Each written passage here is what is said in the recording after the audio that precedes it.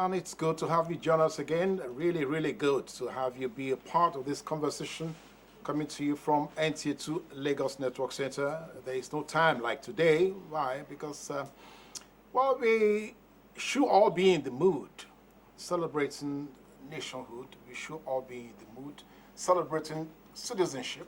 We should all be in the mood celebrating, well, if you like, quality leadership. But are we in that mood? That really is a question many of us as Nigerians, we should be asking ourselves. As I was coming into the studio, I saw a young girl, I think must have been about 19 years old, so I asked her, how old is your country? And off the top of her head, she mentioned the age. 59. Is Nigeria actually 59? So we'll be looking at all the details of a 59-year-old nation and how that nation actually is being, as it were, looked at all over the world. So we're looking at nation building. We're looking at the imperatives of nation building. We're looking at the imperatives also of nation building and the roles that each and every one of us we are playing in making sure that we actually have a nation with us. So we have in the studio, well, a friend of the house, almost a family member now. We can't be calling him a guest anymore, except that he's a distinguished Nigerian, a man with a pastoral excellence, a man who also, by some standards, foreigners have actually looked at him and at conferences, at debates, at national dialogues. They have asked him to come and say a word or two. So my pleasure to welcome, to be a part of this conversation as we look at Nigeria today. The National Patron of Nigerian Union of Journalists, South-South Zone, and Chairman, Chief Executive Officer, Center for Peace, for Democracy and Development, Compassion. You're welcome to Close Flow. This is with us, Bishop Isong. You're welcome to Close Flow. Thank you so much. Okay, so before Bishop Isong will continue to tell us, incidentally, I think I should point out the fact that he's dressed for the occasion. I am not dressed for the occasion.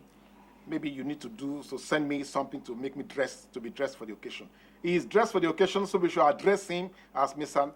National Day. Then when we come back, we'll do that. Stay with us, and then we'll be back.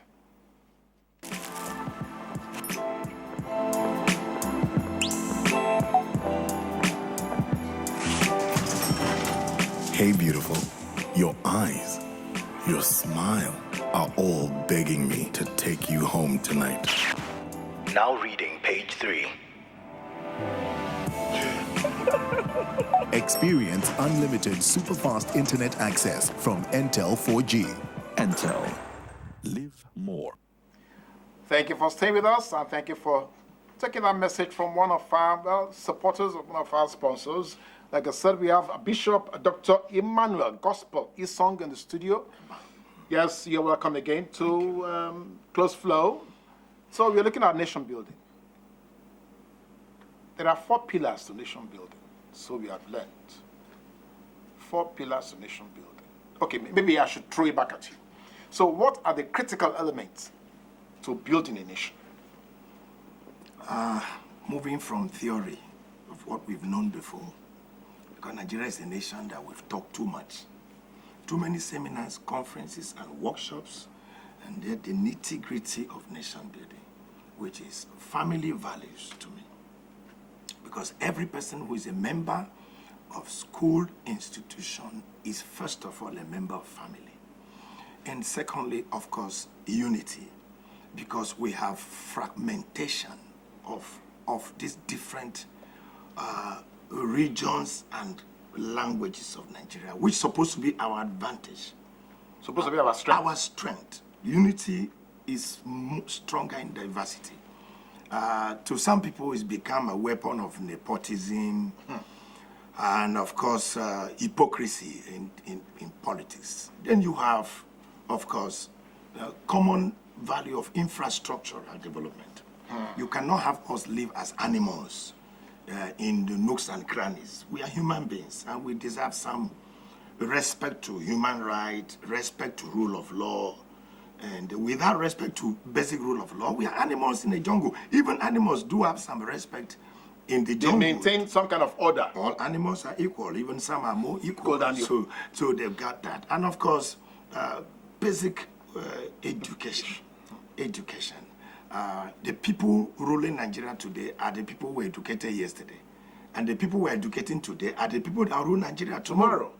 So if we begin to mess up in our educational structures, now Nigeria will never be Nigeria until the son of a poor man is in the same school with the son of a rich man. We will never be a nation. Which was what we had before. That's what I saw the governor, kudos to him, saw the governor of Kaduna State, took his son to a public school. Yes. People were criticizing, but I understand the body language he's trying to make.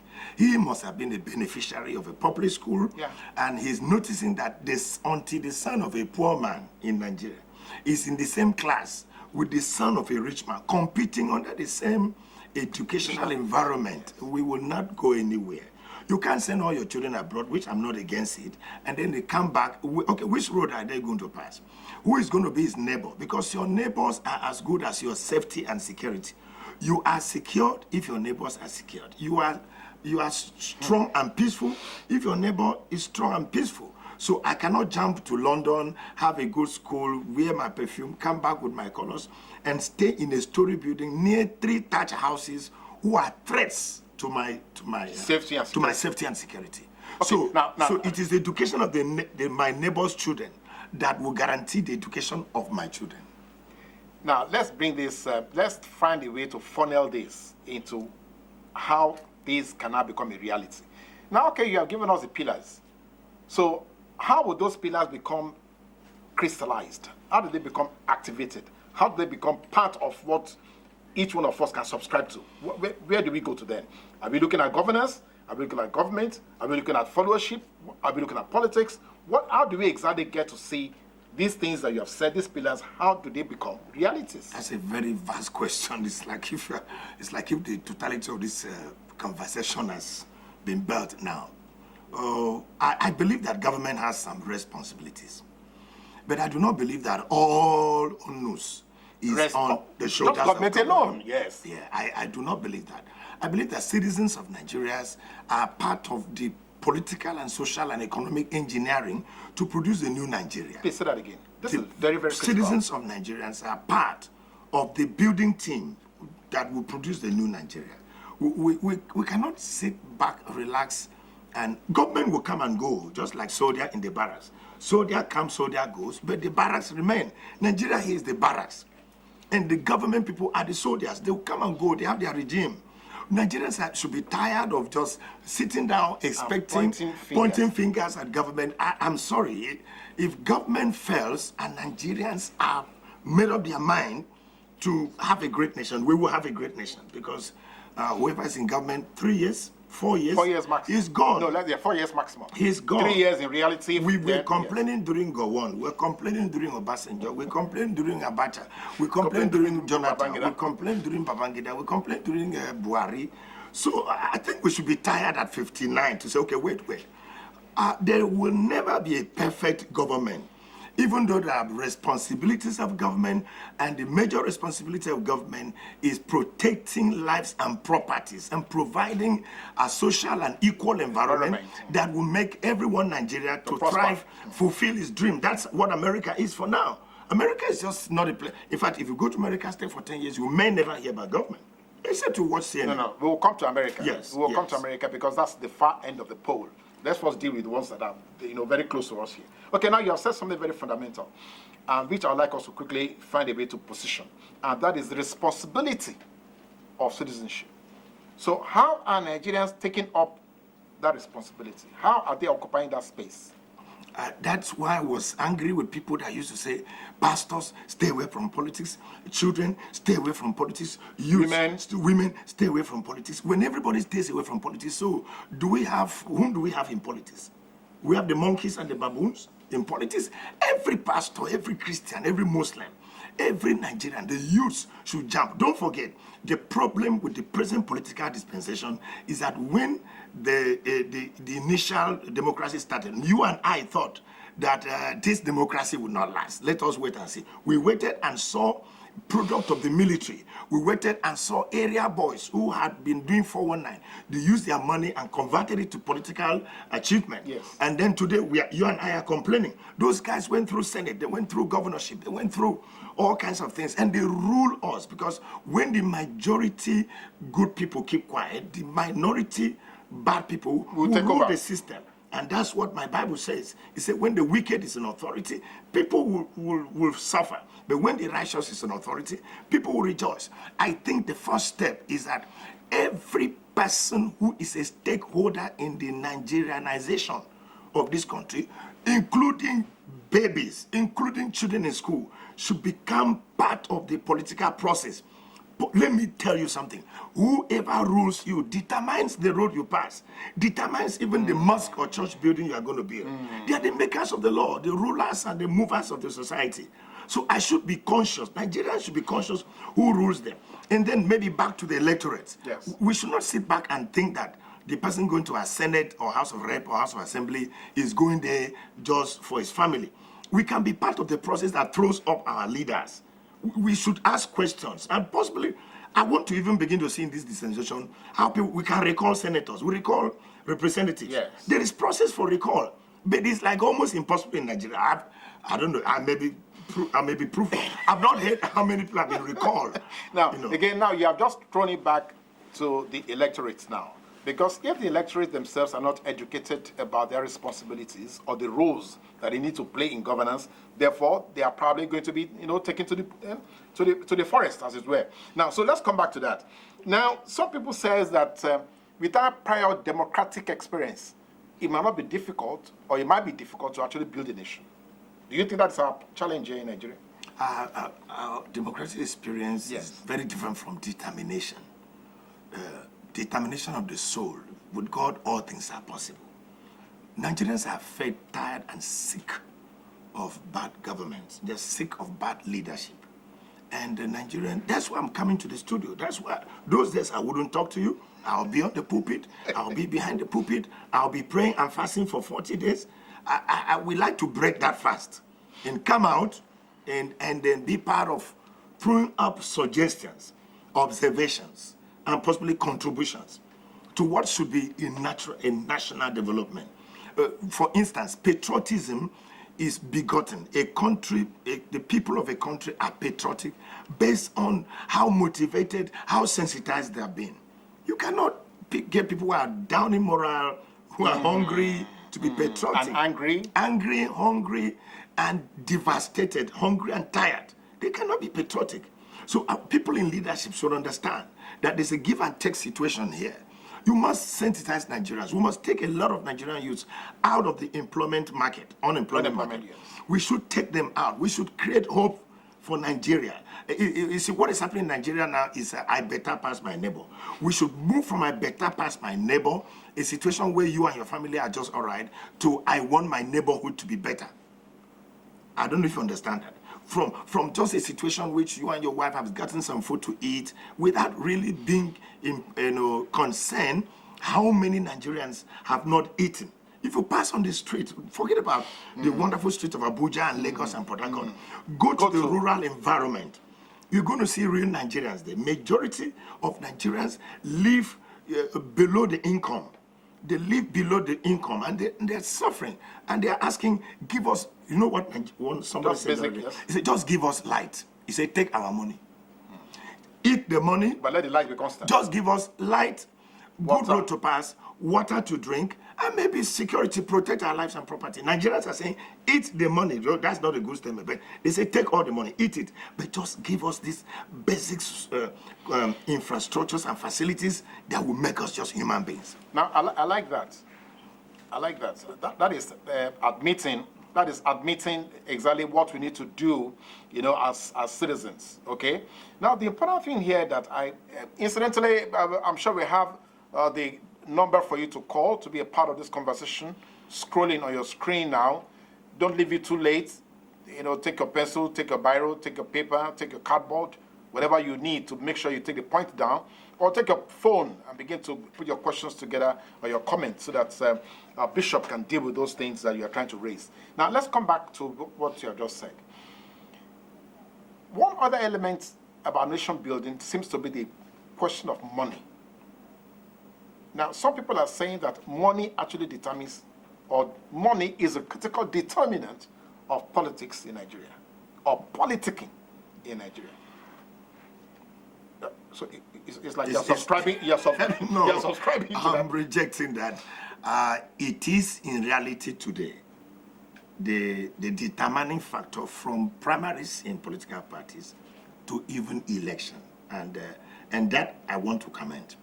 The laws, we should change our electoral laws. We should amend our electoral formulas.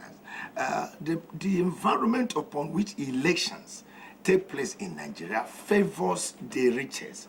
It's a competition of the richest, the most connected, the one with the godfathers, the one that have got the wherewithal. It shouldn't be so. Electioneering process should be based on integrity. For instance, I have suggested, since we demand certificates and demand clearance from police, we can also say that anybody going to contest an election should have some level of referendum from his area. If it's like elective purpose, have some referendum in terms of how many people in your society before you come to political party Can vouch for you. Yes, because what is happening now, for instance, in some states, is that the governor, for instance, Will be imposed. he imposed his candidate. Yes. In all Nigerian gubernatorial elections, it is the incumbent governor that imposes The successor. the successor. And how does he do that? In some states, what you do in party level, you go around and make sure all the local government chairmen, all delegates to the election have been manipulated, Settled. controlled by you. They have meetings a day before till 2 a.m. I have a friend who lived opposite a governorship, a governor. It's up to 2 a.m. They have a meeting. So they rise from that meeting and, of course, agree on what to do. Positions are shared, and, of course, powers are shared. Then they rise up and perform the enterprise of the governor. So what we have today is like 2-3 candidates whom you were not even part of the process of choosing them, but you must vote for them. That's why the voters' turnout is very low. Because these human beings you are showing us know them. from APC to PDP to all this party, ABGA, we don't even know them. And so they are imposed on us, and then on the day before, INEC will come and say, go and vote for a candidate of your choice. We don't know any of the candidates. So you're saying part of the electoral laws A should be referendum, yes. a referendum should be conducted, popular candidates, acceptable candidates, credible candidates thrown up in political, and they can then use political party platforms to contest elections, because we need to know you from your village to your local government and to your regional area. We don't know some of you. Some come from America, you just arrive because you had a personal relationship with whoever is in power, and so you get to a political party, you buy the votes there, and then you are thrown up to us, and we are begged to come and vote for candidates of our choice. Those candidates Are not our choices. Are not our choices. Okay, now. Okay, hello, good morning. Hello, Taju. Hello. Hello, good morning. Yeah, Taju from Apapa. Go ahead. The bishop is listening to you. Happy Independence Day. Okay, happy Independence Day to you in advance, yes. Okay, I love the program and I love the girls in the house. Thank you very much. Thank you. Bishop, you can respond, please. Thank you so much. I love your comment. I mean that bring a development in the country. Thank you. I don't have more to say. I don't want to say that they really can be able to follow as in, really can be able to take one of the points. Suggestions. And get a good Nigeria. Thank you. Thank you so much. Okay, well, that is Taju. Taju. Yes, identifying with what you are saying, that actually this referendum thing should be done at primary level before we have the candidate, standing on political. Now, okay, so you want to expatiate on that so that we can get. Yeah, because now that makes the process open. That makes the process open and honest, and the people that are coming out are not going to be masqueraded. They are not going to be shadows of the current governors. They are not going to be impostors. So, but Bishop, do you think this It's possible. suggestion? Yes, it's possible. It is possible. Nigerians, of course, you can see Taju, yes. Taju is commenting. He's already excited. Taju is a true Nigerian. He's excited. He wants it so that this book can fail nomination at referendum level before they go to political party. You can then use your political party as a platform, just like the vehicle I need to go out. I need to be dressed by my wife and family in the house. Before. The vehicle I would drive is now to move to my destination. So the political parties will be the vehicle in which the candidate would drive to achieve his destination, but to dress him up, accept him, and allow family. Let him get his boarding pass first before joining the flight. All right. I don't know how many of you actually are listening to what Bishop is saying here, that you as citizens, you have much more responsibility than you think you have, and you have much powers than you think you have. And that's what he's saying here. Okay, now let's come to this question that again somebody has raised. That, okay, now we are approaching 21st century, a digital age. We are almost 60 years old as a nation. Have we built a nation that can occupy a space in that digital age? Do you think we have such a nation? To answer that question, you have to, first of all, ask yourself, I'm a Calabar man, I'm from Akwa Ibom. If I get to Abeokuta or Borno State, Maiduguri, and I need to achieve something, will I be Nigerian enough in Maiduguri as a Cross River man or Akwa Ibom man? If you answer that question, then you know if we are built a nation. If we have not answered that question, we're still basing our contracts, relationships, and connections on the whims and caprices of tiny, minute villages and local government structure. For instance, the form you give me to fill, you first of all say local government of origin. So you begin to judge me based on my religion as a Muslim, as a Christian. You begin to judge me rather than as a human. Judge me first as a Nigerian. We should wipe out that thing called certificate of origin and have a birth certificate. Yes. People are born, some people from Ogun State, they are born in Lagos. Lagos, yes. So they are Lagosians. Like I keep saying, I give it to Lagos State. For accepting that. Lagos State has been demonstrated a model for me. Yeah. Because they have the Igbos and they have Yorubas and have houses in their political system. Sometimes you don't even know where somebody come from. He's made a commissioner, he's made a member of House of Reps. That can be practiced nationwide. We do not really accept each other. Can a Hausa man, a Fulani man, can he be comfortable in Owerri, contributing to national? Yes. Hillary Clinton contested election in New York, yes, and won as a senator. But she's not from New York. No. So until Nigeria comes to a point, you can contest election in Akwa Ibom and win that election in Akwa Ibom State. Then I'm sorry, we have a long way to go. Okay, so you have reversed the coin now. The flip side of this coin, of this story you're giving to us now, is that in the minds of Nigerians, we really do not have a nation. We have a national boundary called Nigeria, in which we stay together for now, but we don't have a model nation that we can call our country. We do have that if we are playing football. If we are playing with Brazil, all of us will come together. Yes, we'll come together and we'll kick the ball. And I used to wonder, why is it that the Igbo man kicked the ball to Hausa man in the football? And the Hausa man accepted. And the Hausa man accepted the ball and score. And they say Nigeria has won. But they come back together and they say, we are not brothers. We need a different place to stay. I'm not comfortable with you. Also, why is it in the National Assembly? Vice President Oshibanjo Yoruba man is sitting with Buhari, a Fulani man, and they're having a cup of tea. What is really the problem now in the market in Ajah market? What is the problem in the Ibadan market? Yes. What is making you more Yoruba and more Fulani than when the Vice President himself in the National Assembly, they are together, they sit together, they laugh together, but when once they leave that National Assembly, they become more tribal than Nigerian. In fact, most motions that people raise in the National Assembly are motions based to support their ethnic agenda. So we need more people in this, as we celebrate our 59th anniversary. We need more Nigerians who are more Nigerians than Igbos, than Akwa Ibom, than being Yoruba or Hausa. We need people who are Nigerian in thinking. We don't really have many of that. Well, somebody is offering a suggestion that probably we should employ artificial intelligence to begin to guide the thinking of Nigerians. That is, if we can implant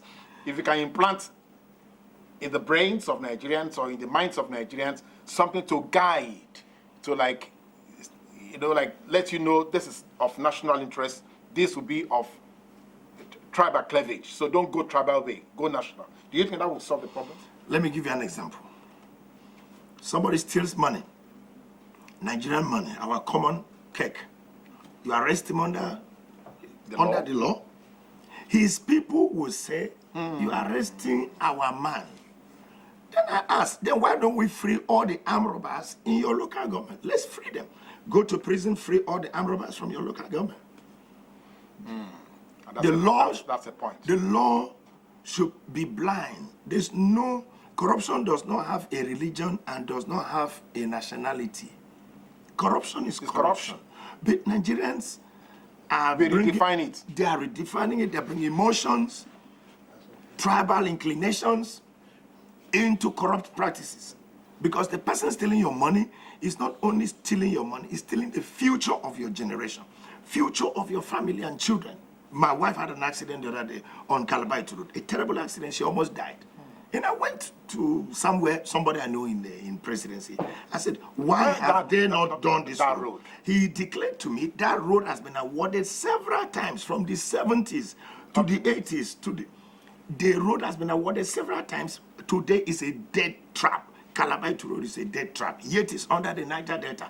And money has been spent every time under the NDDC to repair that road. Contractors who are even some indigenes of those areas have gone away with the money and nobody cares. Now, my question is, so if my wife, God forbid, had died on that road, or if anybody wants to die on that road, do you ask him, where are you from? The accident does not ask you where you are from. If there's an accident on a bad road, whether you are from that area or not, you die. So people should begin to look at a better part of this country. What the effect of corruption, for instance. Corruption has been the bane of all our social problems. 1 second. We have a call from Kogi. Tov from Kogi. Hello. This is Mr. Paul. Okay. I'm from Lokoja. Hey, yeah, Lokoja, thank you for joining us. Happy Independence Day in advance. So, what's your story? I wish you the best. Thank you. I love that program. The way that Bishop is talking. It's a very nice program. Thank you. I want to ask the Bishop that what is the impact of all religious leaders in the country to make this country move forward? What is their impact? That's my only question I have for you. Thank you very much. Thank you very much. Have a great day. Thank you so much. Already we are pioneering with the support of the U.S. Department of States, and thanks to the U.S. Embassy in Lagos, we are pioneering what is called Religious Leaders Anti-Corruption Committee.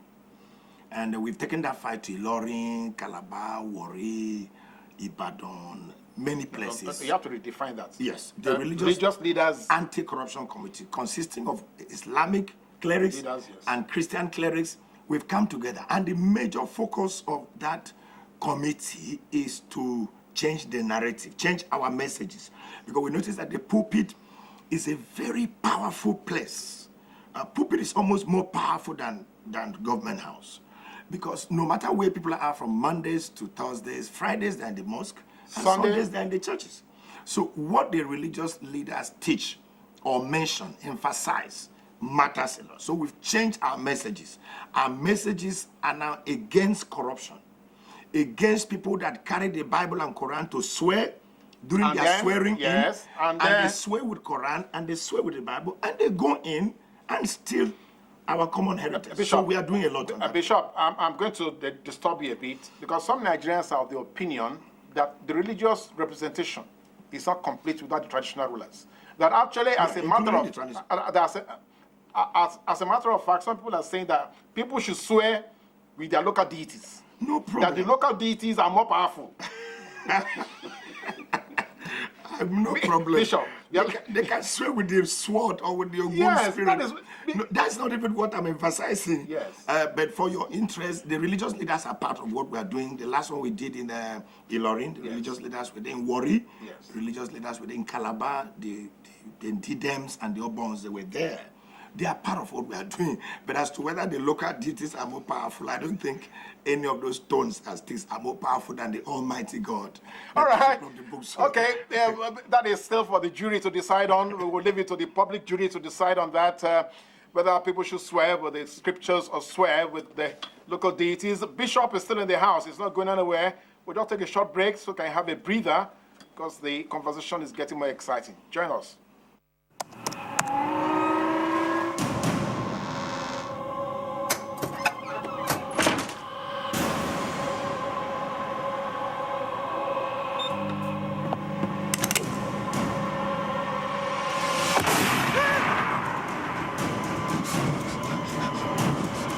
Experience unlimited super-fast internet access from Entel 4G. Entel. Live more. We must dilate the eyes. We look for if they have cataract, look at the back of their eyes. They have glaucoma. We do a full workup for them. You will remember a lot of our government should actually open their eyes, especially southwest of the state. We're going to be looking deeper than we ever looked in before to ensure that we close all the loopholes. It manifests as physical somewhere. And every edition is an arresting conversation with distinguished Nigerians from various strata of the society, bearing their minds on how we can realize the Nigeria of our dreams.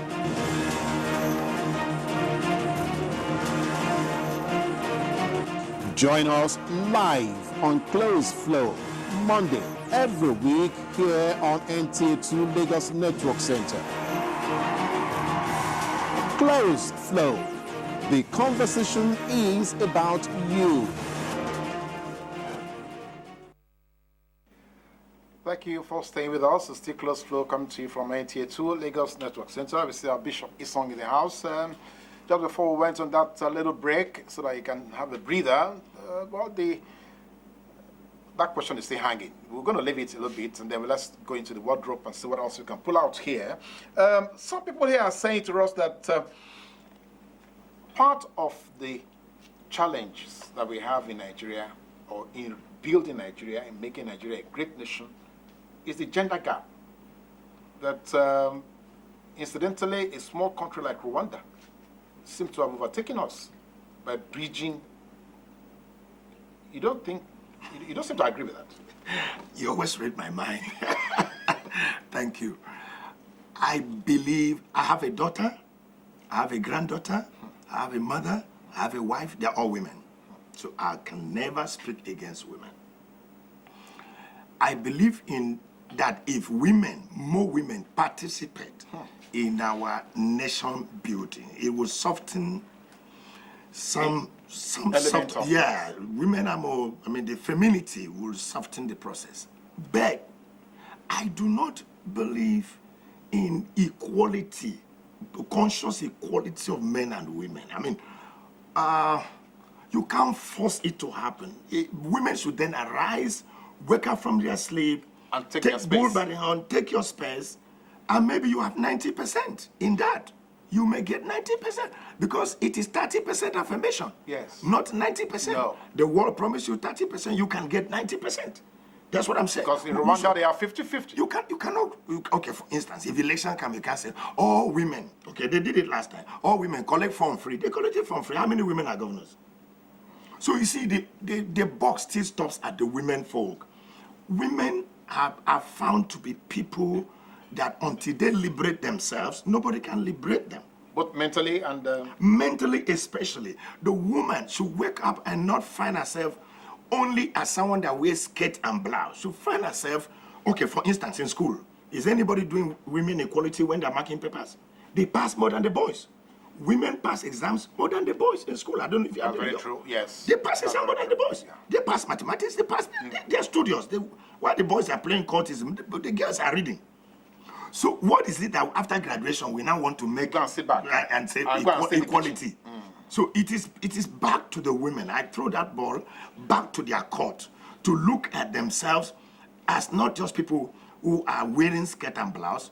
Think of yourself as important. As a Stop nation builder. seeing yourself as a sex symbol. Stop seeing yourself as a weaker vessel. Stop seeing yourself as someone who can be easily intimidated. Come out. There are many women doing well now. I don't want to mention names. Yes. Many women are doing well in economy, yes, in business, yes, and in politics. Yes. So we throw in science, we throw back field, the ball to their court. Any woman watching me now, nobody's going to come to your house and bring you out and force you to be governor or House of Assembly member or a senator. So the buck stops at you. Wake up, realize yourself as a human being. God created you. God made you in His own image. Therefore, wake up and take your destiny. Well, I like that. That's very encouraging for our women folk. But Bishop, are you not worried about the patriarchal structure of our society. In some part of Nigeria, this story will not fly. No, there's no particular structure of our society. If I don't want to go controversial here, if we look at the society favors women more. Have you ever had maternity leave? Have you had paternity leave? You've been working for years. So when you want to join the bus, they say women first. Did they pay bride price on your head, or you are the one that paid? So if you look at the society rather favors the women. It is that mindset I'm telling you about. Wake up, stand up, take over. Come on, sister, wake up. I cannot.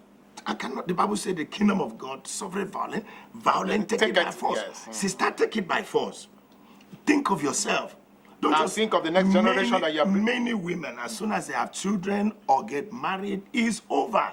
Their greatest prayer point is to be married. After they have been married, there's no other prayer point. So they should develop another prayer point.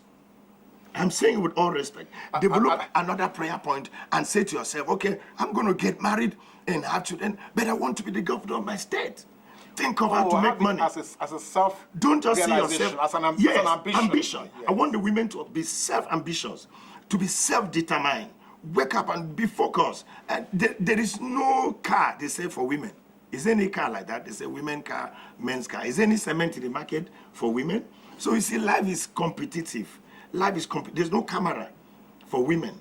Yes, when you come into the studio, this is your camera. There's no camera. Don't say it's for women. There's no car for women. There's no cement to build a house for women. So this women-men thing, it's like crying foul. It's like self-pity kind of campaign. So I believe that the woman can make it without necessarily asking you and I to give her 30%. Okay, all right. Again, I must encourage our viewers. The telephone lines are still opened. Bishop is actually excited to hear from some of you to see how you are responding to this, particularly our women folk, because it's already thrown the ball into your court to say, look, you can be self-ambitious, you can be self-determined to say to yourself, I'm going to be the next governor or the first president of Nigeria But some people say again that Nigerians have a sense of dependency, a sense of entitlement. That's true. That's true. Our cultural structure has brought laziness to our Nigerian youths and family members. Indolence. I believe, as a member of family, my strength is to be shared with my cousins and relations and uncles and aunties. But like you said, that sense of entitlement. Do you know how many text messages I received yesterday from friends and relations? Send me money, send me money. And Senator Mrs. Tinubu, she commented on the same thing. Shagun from Abuja, 1 second, yes. Bishop. Femi from Abuja, are you on? Femi, are you on? Hello, can you hear me? Hello, is that Femi or Kemi? Yes, Femi, my name is Femi from Abuja. Okay, Femi, go ahead. Let's have your comment. You are part of the conversation. Pastor, you are doing a very good job. God bless you. Hello, thank you so much. I appreciate it. Thank you so much. This is where Nigeria is going. We need a war for union war. Can't you say kidnappers all over the country, killing people like a chicken? Is getting too much. Please, we need new people. We need new people. It's getting too much. No work. No work. All the youth are running about the streets. Especially if you go to Port Harcourt, Lagos, Abuja, and other places. Please, we need to talk for the government. That you are trying to talk for the youth. Thank you. Okay, so you want to respond to that because that's another threat to security. I had thought we are going to reach that level later, but crime in society is not is caused by a root of several issues. I believe that. Okay, let me make this point.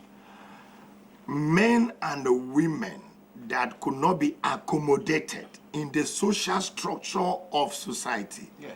Are thrown into the environment of the same society and they are converted to criminals. Just like the carbohydrate you and I eat that has not been digested and diffused into the body metabolism are thrown up like fatty substances and they cause sicknesses and wrong cholesterol in the body. Same thing as a nation. Those we could not harness, those we could not synergize, those we could not integrate, those we could not educate, those we could not accommodate, those we could not provide for, are thrown up like carbohydrate that could not be diffused in the body metabolism. They are thrown up, and they don't. Nobody wakes up and say, "Okay, my name is Bishop Emai, so I'm going to be a criminal." Have you ever heard anybody say that? My name is Femi. I want to be an armed robber. Okay, I'm going to be kidnapper. Have you ever asked a student, "What do you want to be?" Say, kidnapper. Nobody has ever said, "I'll be an armed robber" or "I'll be kidnapper." Armed robbers and kidnappers are people's relations, people's brothers, people's sisters, yes. who lack the ability to endure hard times. And that's why we tell Nigerians, you must have a level of resilience. You must have a resilient spirit. You must have a determination spirit, because you and I would have been armed robbers. But we worked hard. We overcame and defeated and crossed the difficulties of society. And here we are, even though we don't have food in the house, even though we don't have school fees for our children, we refuse to be armed robbers. So crime, Nigerians should not see crime as an alternative. If you couldn't make it, there is tomorrow. There is God. There is opportunity. You can keep working hard. After all, the person you are stealing from, he worked hard. Some of them are your classmates. He worked hard and accumulated those little things, and buy that small phone you want to now go and snatch. You know, so that's the cause of crime. Well, that could be one element that would lead to criminal tendencies. But another element that people are pointing at, maybe correctly or incorrectly, would be the fact of the impunity people enjoy when they actually steal from public coffers. That's a different level of crime. Where people are saying, if the leaders can do it and get away with it. I'll tell you where that level of crime comes from.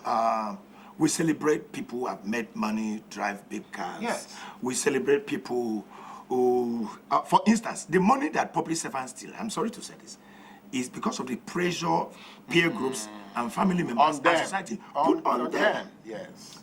We put pressure on our political leaders, and we turn and accuse them that they have stolen money. I don't understand. How much is the salary of a permanent secretary? How much is the salary of a governor? Even a governor. Even for you as a bishop, you've been getting text messages. Yeah, I've been getting text messages of help me. So we put pressure, and then let me talk to our wives. Women, if you are watching this program and you're a wife, you are the one that caused your husband not to be criminal or to be criminal. It is a pressure your wife puts on you. Some women will say, leave this house, go and bring money. So the man has got to leave the house and go and bring money. In whatever guise. Somebody gave us a testimony in the anti-corruption crusade that she put pressure, a friend of hers, put pressure on the husband. The husband went one day and brought 500,000. She refused to touch. Because she know the husband's salary is not up to that. So where did he get that from? That's true. He said no. The man said no. Spend the money. So after 2 days, she begged the man. I will know, because it could be blood money you're using me to sacrifice. Yes. The man now told her, I went to borrow it.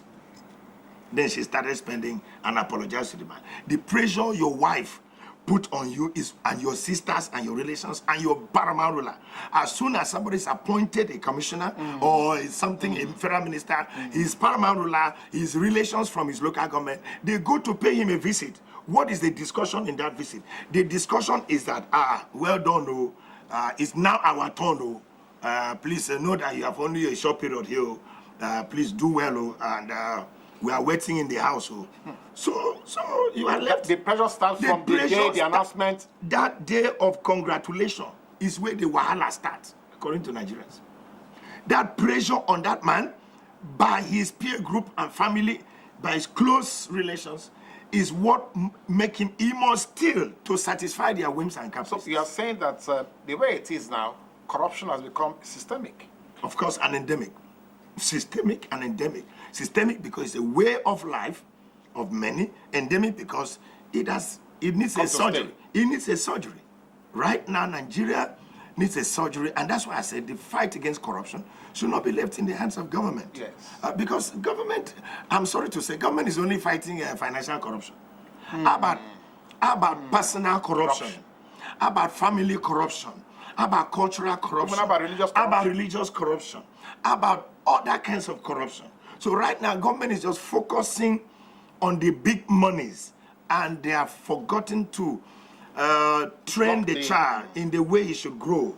And when he grows up, he will not depart from it. Okay. I believe that should be part of what we should do. Now, from the perspectives you have given to us so far, is there any optimism to the ideal of a nation like Nigeria? Is there optimism? Do we still have, or are we going to be held down by this argument for separation, this argument for this is not going to be, argument for no, let's go our different ways? Do you think we still have strong enough optimism for the ideal that should be in Nigeria? Let me answer your question in two parts. I'll start from the last one. If Nigeria divides into 20, if it's the will of God, after 2 years, it will divide into 40. And after another 2 years, it will divide into 60. Yes. There is no end. I'll give you an example. Okay, let's give the Igbos Biafra, for instance. For instance, if at all it works. The day we start Biafra, the Anambra man will fight against the Imo man. They know what I'm saying now. And before you know it, the Newi man will feel cheated by the Nwa man. Okay, let's give this state to the north. Let's divide the north. The Benue man and Plateau man and the Kanoris, they will fight. Let's give to the Yorubas. Let's divide this country. Let's give Yorubas a country, a beautiful country, put fence around. You know, you are Yoruba man. You know the Abiyokuta man. Yes. Inside Abiyokuta, there will be problem that evening. So we are back to the table. We are back to the drawing board.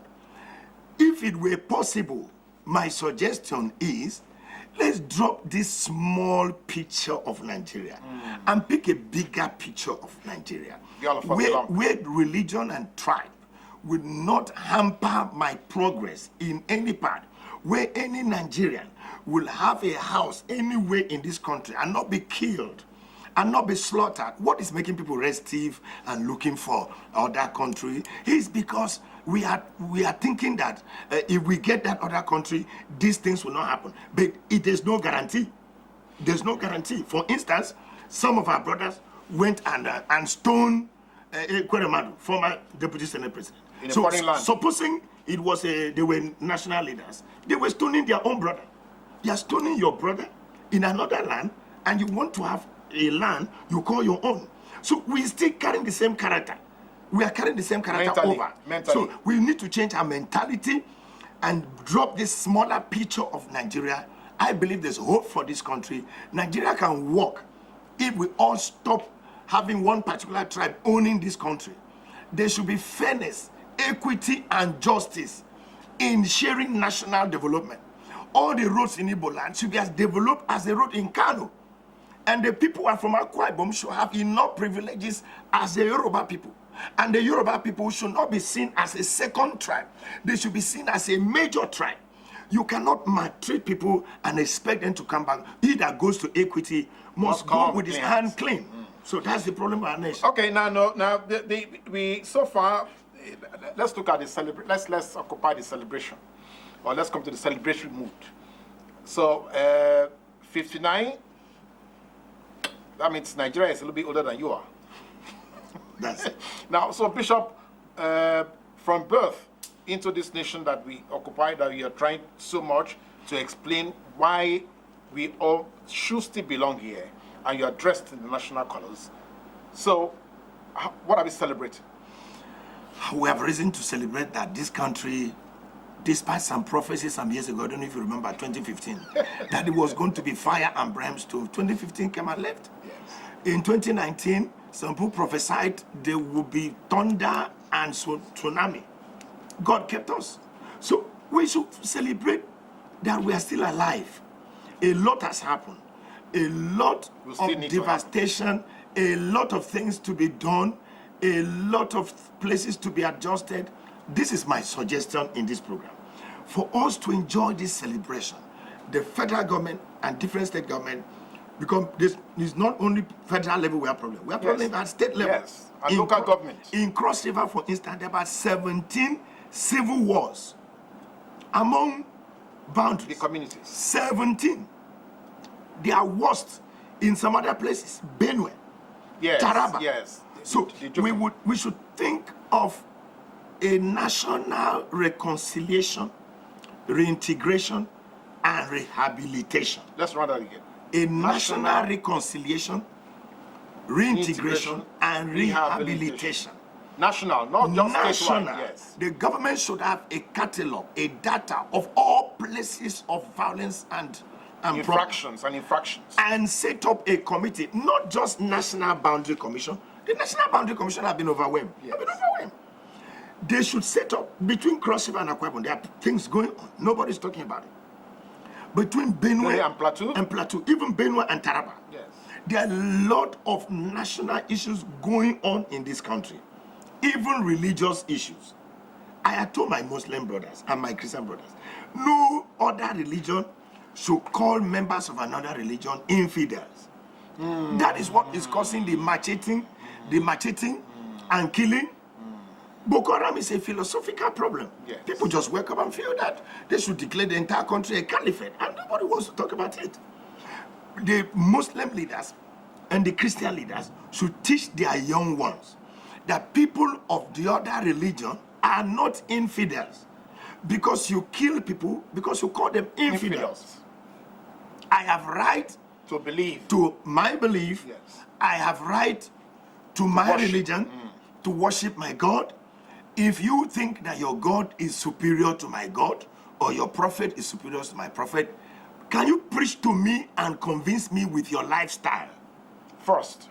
Convince me with your lifestyle. When I'm carrying Bible, carry your book, carry your other book. Yes. Don't bring machete, because if we all drop Bible and the other books and start using machete, yes, it's civil war. So religious leaders should talk to their members. Do not see people of the other religion as your enemies. This country will move forward. Okay. Now, before we take a word again from you about how we're going to celebrate, some people have the opinion that, again, that is another national paraphernalia that we don't need. The Nigerians love to party. We just love to have good times. Well, you know, if you're in Lagos, here we say it's a go for show. But they say that has translated, or it has actually... the 1st October celebration? Well, not we are just always like that. We always like to celebrate. So when it comes to national issues, it is only what we celebrate that we remember. We don't remember what we need to do to get to celebrate. Yeah, I am one of those that believe that we should celebrate, but we celebrate with meaning, celebrate with purpose. For instance, the government is doing much in remembering heroes past. Yes. How about present heroes? The government should think of present heroes.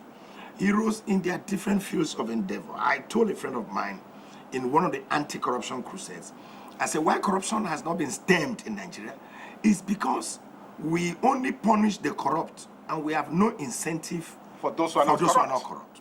We don't celebrate them. The government should come out with strong national awards for people who have refused bribe, yes, who have shown exemplary character, who have displayed integrity in offices, who have refused to pinch the national cake. There should be something to encourage them. I had mentioned that before. I'm from the Niger Delta.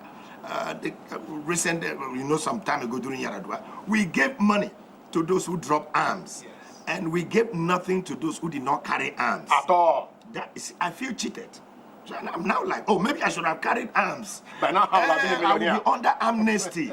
So the government should be thinking of that. It's really discouraging. Those who did not carry arms in the Niger Delta were not paid.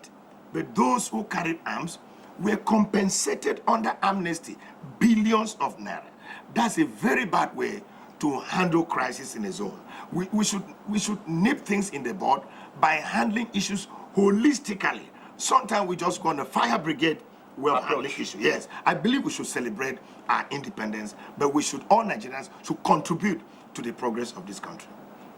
Thank you so much. Thank you very much, Bishop Isong. Appreciate it. And we can't waste too many words. You can see that our bishop is a man of integrity, very articulate and very strongly opinionated man, telling us how we can actually, all of us, build this nation.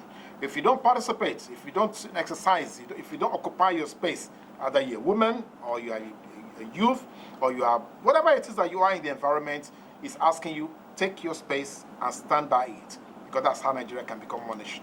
Thank you for being with us. Join us again for another edition of the show. Thank you, Bishop. Always my pleasure. Thank you very much. Bye for now.